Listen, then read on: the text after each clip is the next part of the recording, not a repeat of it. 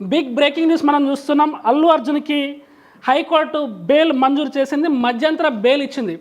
ఏదైతే నటుడు అల్లు అర్జున్కు ఏదైతే సంజయ్ థియేటర్లో తొక్కిసలాట్లో ఒక మహిళ మృతి చెందిందో, ఏదైతే 2 సెక్షన్ల కింద పోలీసులు అల్లు అర్జున్ని అరెస్ట్ చేశారో, అందులో ఏదైతే హైకోర్టులో అల్లు అర్జున్ అరెస్టును నిలిపివేయాలని లేదంటే మధ్యంతర బెయిల్ అయినా ఇవ్వాలని చెప్పేసి అని క్వాష్ పిటిషన్ వేశారో, దానిపై హైకోర్టు వల్ల విచారణ చేపట్టింది. ఇందులో భాగంగా అల్లు అర్జున్ దాఖలు చేసిన క్వాష్ పిటిషన్పై విచారణ చేపట్టిన అత్యున్నత న్యాయస్థానమైన హైకోర్టు మధ్యంతర బెయిల్ మంజూరు చేస్తూ ఉత్తర్వులు జారీ చేసింది.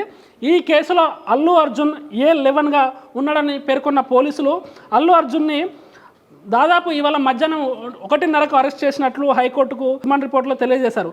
అయితే క్వాష్ పిటిషన్పై విచారణ అత్యవసరం కాదని సోమవారం వినాలని పబ్లిక్ ప్రాసిక్యూటర్ కోర్టును కోరారు. అయితే ఇదే సమయంలో అల్లు అర్జున్ అరెస్ట్ అయినందున బెయిల్ కోసం అవసరమైతే మరో పిటిషన్ వేసుకోవాలన్నారు. క్వాష్ పిటిషన్లోనే మధ్యంతర బెయిల్ ఇవ్వాలని అల్లు అర్జున్ తరపున న్యాయవాది నిరంజన్ రెడ్డి వాదనలు బలంగా వినిపించారు.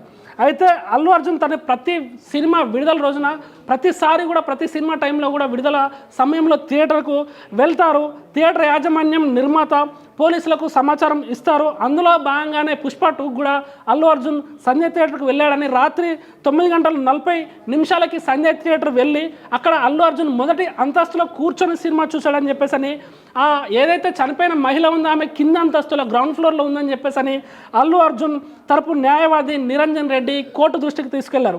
అయితే ఈ మధ్యాహ్నం అడగగానే లంచ్ మోషన్కి అనుమతి ఇవ్వడం తప్పుడు సంకేతం అని చెప్పేసి అల్లు అర్జున్ తరపు పబ్లిక్ ప్రాసిక్యూటర్ తెలిపారు.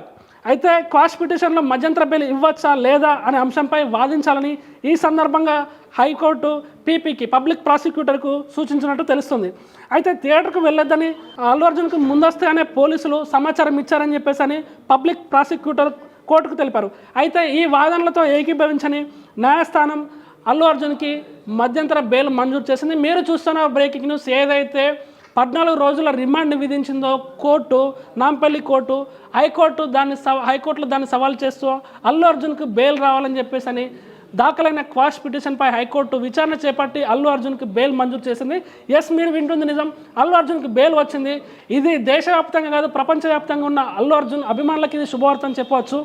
మరోవైపు అల్లు అర్జున్ అరెస్ట్ను ఖండిస్తూ కూడా అందరూ ఎవరైతే ట్వీట్లు పెడుతున్నారో, ఎవరైతే అల్లు అర్జున్కు సంఘీభావాన్ని బాహాటంగా ప్రకటిస్తున్నారో వాళ్ళంతా కూడా ఇప్పుడు అందరూ కూడా ఫుల్ ఖుషి మూడ్లో ఉన్నారని చెప్పుకోవచ్చు.